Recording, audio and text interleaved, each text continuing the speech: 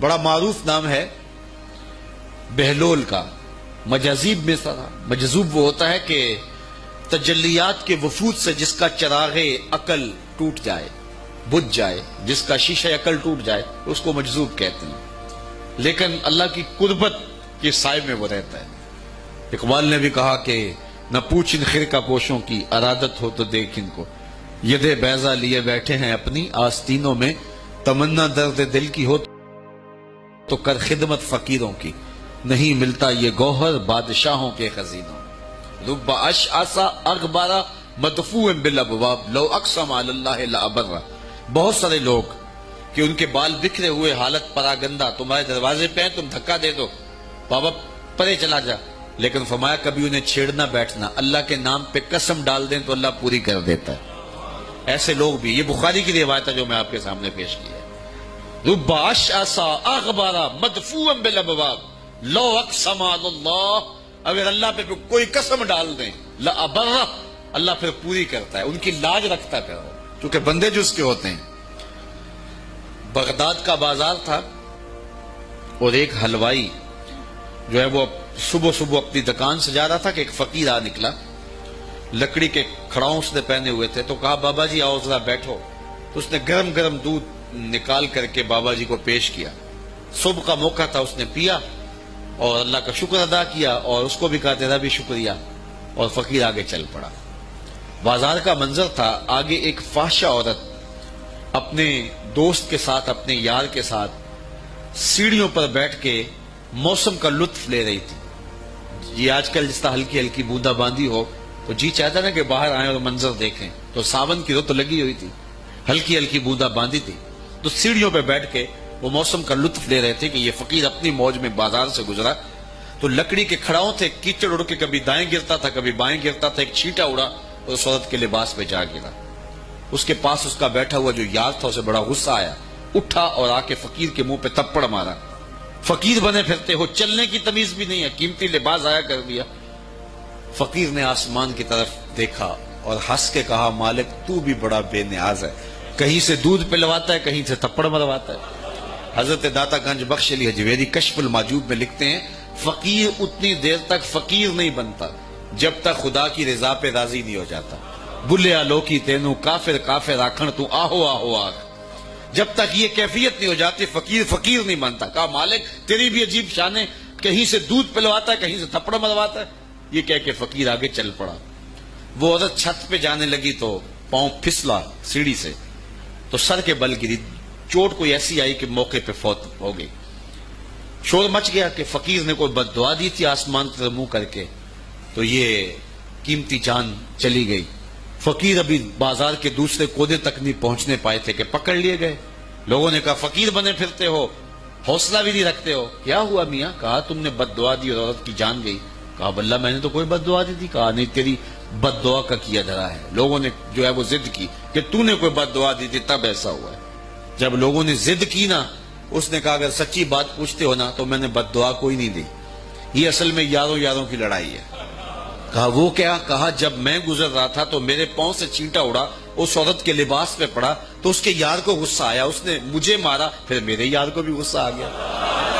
تو کہا رب اشعث اغبر مدفوع بالابواب لو اقسم علی اللہ لابر. اولاد کی تربیت ہمارے ذمہ لازم ہے اور اس تربیت کا بہترین ذریعہ ہماری اپنی تربیت ہے. اولادیں ہماری گفتگو کو تھوڑا، ہمارے عمل کو زیادہ قبول کرتی. آج لوگ ہمارے پاس آتے ہیں جی ہمارا بچہ نماز نہیں پڑھتا. چلو ہم نہیں پڑھتے یہ تو پڑھے. تو میں کہتا ہوں یہ کیوں پڑھے؟ جب تم مصلی بچھاؤ گے تو یہ بھی بچھائے گا. تو ہم نے اپنے عمل سے اپنی اولاد کو جو ہے وہ سیدھا کرنا ہے اور ان کو درست راستے پہ لانا ہے. بالخصوص بچے جب چھوٹے ہوتے ہیں اس وقت وہ ماں باپ کی بات کو غور سے سنتے ہیں. انہیں ماں باپ سے بہت زیادہ محتاجی ہوتی ہے، ضرورت مند ہوتے ہیں اور ماں باپ کی عادات کو کاپی کرتے ہیں.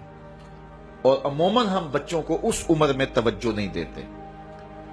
4 سال سے لے کر کے 8-9 سال تک کی عمر کا بچہ انتہائی توجہ کا مستحق ہے کہ ماں بھی توجہ دے، باپ بھی توجہ دے.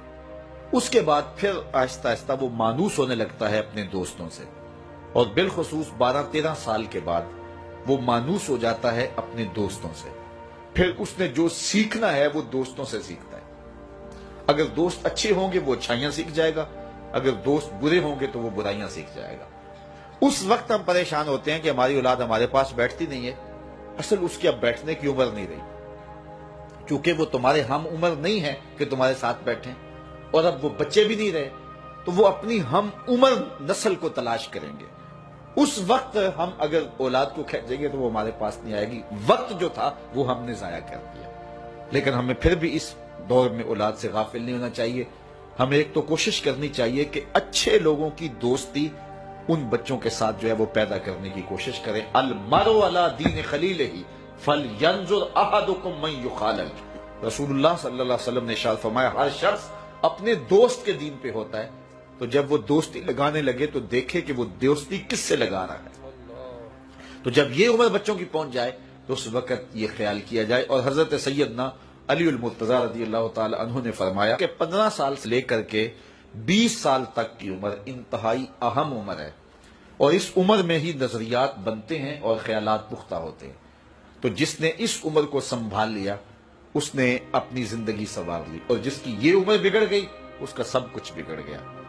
اس وقت میرے خیال کے مطابق 15 سے 20 سال تک کی اس عمر کو دوست بھی نہیں اتنا بگاڑ سکتے، معاشرہ بھی اتنا نہیں بگاڑ سکتا. اس عمر کو اس وقت سب سے زیادہ جو چیز بگاڑ رہی ہے وہ ہمارا سوشل میڈیا ہے، ہمارا الیکٹرانک میڈیا ہے، اور یہ موبائل جو ہر بچے کے ہاتھ میں آ گیا. تو کم از کم 15 سال سے لے کر 20 سال تک کی عمر کے بچوں کو آپ موبائل لے کر نہ دیں، اور انتہائی ضرورت پر ان کو استعمال کرنے کی اجازت دیں. باقی ان کو اس عمر کے اندر اگر آپ نے اجازت فراہم کر دی اور وہ آپ کے کہے میں نہ رہے تو یہ ایسی بربادی ہے، ایسی تباہی ہے کہ جس کا ازالہ بعد میں بہت مشکل ممکن ہوگا. اس لیے اس وقت سب سے زیادہ ہمیں جو چیز نقصان پہنچا رہی ہے، ہماری معاشرت کو جو چیز کھوکھلا کر رہی ہے، وہ یہ چیز ہے. یہ میں کل کی ایک رپورٹ پڑھ رہا تھا انڈیا کی، کہ انڈیا کا جو معاشرہ ہے اس میں جو نوجوان ہیں وہ بالکل اس میڈیا کی وجہ سے برباد ہو گئے. اور پاکستان میں بھی اس کے اثرات جو ہیں وہ بہت سارے ہیں. لیکن یہاں اب بھی کوئی شرم و حیا موجود ہے، لیکن اگر ہم نے اپنی نسل کے آگے بند نہ باندھا تو یہ میڈیا مغرب کی جانب سے ہماری معاشرتوں کو تباہ کرنے کے لیے ایک ہتھیار کے طور پہ استعمال کیا جا رہا ہے، اور ہماری نسل بڑی تیزی کے ساتھ جو ہے اس کا شکار ہو رہی ہے. اور گھر لٹ رہے ہیں، شرم و حیا وہ جو ہے وہ اس کا جنازہ نکل رہا ہے. تو اس حوالے سے والدین کو خصوصی توجہ دینے کی ضرورت ہے. پھر ہاتھ ملیں گے تو پھر جو ہے وہ اس کا کوئی علاج نہیں ہوگا. لکھا ہے وہ ہمیں مل کے رہے. شیخ سعدی شیرازی فرماتے ہیں یہ کبھی نہیں ہوتا کہ مقدر کا لکھا نہ ملے، ہمارے اوپر صرف کوشش کرنا ہے. انہوں نے بڑی خوبصورت مثال دی کہ ایک بندہ جا رہا تھا جنگل میں تو اس نے دیکھا کہ ایک لومڑی ہے جس کے پاؤں بھی کٹے ہیں، ہاتھ بھی کٹے ہوئے. تو اس نے کہا مالک تو اس کو کیسے رزق دیتا ہوگا؟ تو وہ ایک درخت پہ چڑھ کے بیٹھ گیا. ایک شیر آیا، اس نے شکار کیا اور کچھ کھایا اور باقی بس خوردہ چھوڑ کے چلا گیا. یہ رینگتی ہوئی آگے بڑھی اور وہ جو بچہ کھچا تھا اس نے وہ کھا لیا. تو اس کا بڑا یقین کامل ہو گیا. اس نے کہا کہ مالک تو کتنا کریم ہے، اس کو بھی رزق دیتا ہے. ایک غار میں جا کے بیٹھ گیا. جب وہ بے دست و پا لومڑی کو رزق دیتا ہے انہیں تو پھر انسان. ایک پہر گزرا، 2 پہر گزرے، تو ہاتف سے آواز آئی میرے بندے میں تجھے بھی دوں گا لیکن شیر بن لومڑی نہ بن. شیر بن لومڑی نہ بن کہ خود بھی کھا اور اوروں کو بھی کھلا. تو قسمت کا ہے جو مل کے رہتا ہے. اب کوئی شیر بن کے لے لے یا لومڑی بن کے لے لے، حرام ذریعہ اختیار کر لے یا حلال ذریعہ اختیار کر لے، اب یہ ہمیں اس نے اختیار دیا ہے. فَلَنُحْيِيَنَّهُ حَيَاتًا طَيِّبَةً. اللہ فرماتا ہے کہ جو میرا ہو جائے پھر میں ستھری زندگی دے دیتا ہوں، میں پاکیزہ زندگی دے دیتا ہوں، میں نورانی زندگی عطا کر دیتا ہوں. تو یقیناً جو اس کے ہو جائیں پھر اللہ اس کا ہو جاتا ہے. فَلَنُحْيِيَنَّهُ حَيَاتًا طَيِّبَةً کا روپ چڑھتا ہے ان کے چہرے کے اوپر. زندہ ہوتے ہیں تو خوبصورت زندگی گزارتے ہیں، اور جب اس دنیا سے جاتے ہیں تو پھر بھی خوبصورت زندگی گزارتے ہیں. اللہ تعالی ہمیں ایسا کر دے کہ مرنے کے بعد بھی ہمارے چہرے پہ رسول اللہ کے انوار کا عکس نمایاں ہو، اور دنیا کی زندگی میں رہیں تو ہم طمانیت کی زندگی، سکھ اور چین کی زندگی گزاریں. صبح سے لے کر شام تک ٹینشن، مصیبت، پریشانیاں، کیا ضرورت ہے اتنا کچھ لینے کے لیے؟ درود پڑھتے جاؤ، زندگی گزارتے جاؤ، زندگی سوکھی گزارو، زندگی اوکھی نہ گزارو، جو اللہ نے دے دیا اس پہ راضی ہو جاؤ، بس ٹھیک ہے۔ اگر کوئی لوگ تمہیں گالیاں دیتے ہیں، برا کہتے ہیں، کوئی بات نہیں، بلیا لوکی تینوں کافر کافر آکھن، تو آہو آہو آ۔ کوئی تکلیفیں دیتا ہے پھر بھی پریشان نہ ہو، رزق تھوڑا ہے تب بھی پریشان نہ ہو، زیادہ ہے پھر بھی ٹینشن نہ لو، اللہ کا شکر ہے، اللہ نے جس حال میں رکھا ہے۔ اور سنو، میں کہتا ہوں کہ یہ ٹینشن فری حدیث ہے۔ حضرت علی المرتضیٰ فرماتے ہیں جو اللہ کے دیے گئے تھوڑے رزق پہ راضی ہو گیا، اللہ قیامت کے دن اس کے تھوڑے عملوں پہ راضی ہو جائے۔ جو اللہ کے دیے تھوڑے رزق پہ راضی ہو گیا، اللہ قیامت کے دن اس کے تھوڑے عملوں پہ راضی ہو گیا۔ تو خوش نصیب ہیں وہ لوگ جو اپنی زندگی کو اللہ کی رضا میں گزارتے ہیں اور اپنی آخرت کو بھی اس کی رضا کے سائے میں لے جاتے ہیں۔ اللہ تعالیٰ مجھے آپ کو اپنی رحمتوں کے سائے میں رکھے، دنیا آخرت کی بہاریں نصیب فرمائے۔ آقا کریم علیہ السلام کی مجلس نور سجی ہے۔ حضرت انس بن مالک رضی اللہ تعالی عنہ روایت کرتے ہیں، ایک شخص آیا اور حضور کی خدمت میں عرض گزار ہوتا ہے، متی الساعہ یا رسول اللہ، اے پیارے رسول صلی اللہ علیہ وسلم، قیامت کب آئے گی؟ اگر ایک طالب علم پوچھ رہا ہو کہ استاد جی امتحان کب ہوں گے، تو اس کا مطلب صاف صاف یہ ہے کہ اس نے بھرپور تیاری کر رکھی ہے اور بے چینی سے اسے امتحانات کا انتظار ہے۔ تو اس نے کہا متی الساعہ، قیامت کب آئے گی؟ تو حضور نے اس کو جو جواب دیا، فرمایا ما عادت لہا، قیامت کا پوچھ رہے ہو، اس کے لیے تیاری کیا کر رکھی؟ تو شخص کا جواب سنیے، اس نے عرض کی ما عادت لہا من کثیر صلاۃ ولا صوم ولا صدقہ ولکن احب اللہ ورسولہ، میں قیامت کی تیاری کے لیے نمازوں، روزوں اور صدقات کی کثرت نہیں رکھتا۔ بعض ہمارے خطبہ جوش خطابت میں کہہ دیتے ہیں کہ اس نے کہا کہ یا رسول اللہ، نہ میں نمازیں پڑھی ہیں نہ میں روزے رکھے ہیں۔ یہ کیسے ہو سکتا ہے کہ ایک صحابی رسول ہو اور وہ نماز نہ پڑھتا ہو اور وہ روزے نہ رکھتا ہو؟ اس نے روزوں اور نمازوں کی کثرت کی نفی کی ہے۔ لفظ جو حدیث کے ہیں وہ یہ ہیں، اس نے کہا ما عادت لہا من کثیر صلاۃ ولا صوم ولا صدقہ، میرے پاس نمازوں اور روزوں اور صدقے کی کثرت نہیں ہے۔ اس بات پہ مجھے کوئی تیاری کی صورت میں ناز نہیں ہے کہ میرے پاس بہت ساری نمازوں کا ذخیرہ ہے، صدقات میں نے بہت سارے کیے ہیں، لیکن جو میری تیاری ہے وہ یہ ہے ولیکن احب اللہ ورسولہ، میں اللہ اور اس کے رسول سے پیار کرتا ہوں، میری بس یہی تیاری ہے۔ تو اس جواب پر حضور علیہ السلام نے جو ارشاد فرمایا وہ سننے کے قابل ہے۔ آقا کریم علیہ السلام نے ارشاد فرمایا انت مع من احببت، تو جس کے ساتھ محبت کرتا ہے اسی کے ساتھ ہوگا۔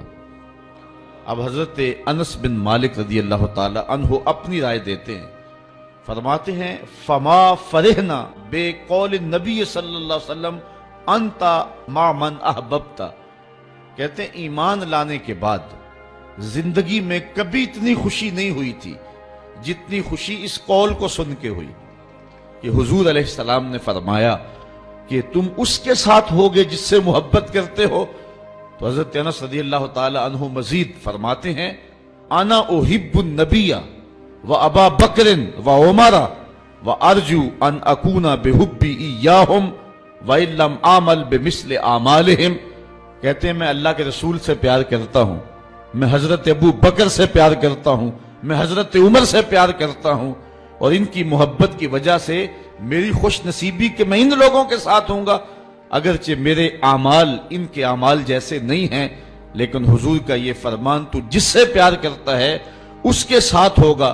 فرماتے ہیں کہ پھر ہماری خوشی کی انتہا نہ رہی، اور ایمان لانے کے بعد صحابہ سب سے زیادہ اگر کسی قول پہ خوش ہوئے ہیں، کسی بات پہ بہت زیادہ انہیں فرحت ہوئی ہے، تو وہ اس بات پہ فرحت ہوئی ہے کہ حضور نے ارشاد فرمایا انت مع من احببت، تو اس کے ساتھ ہوگا جس کے ساتھ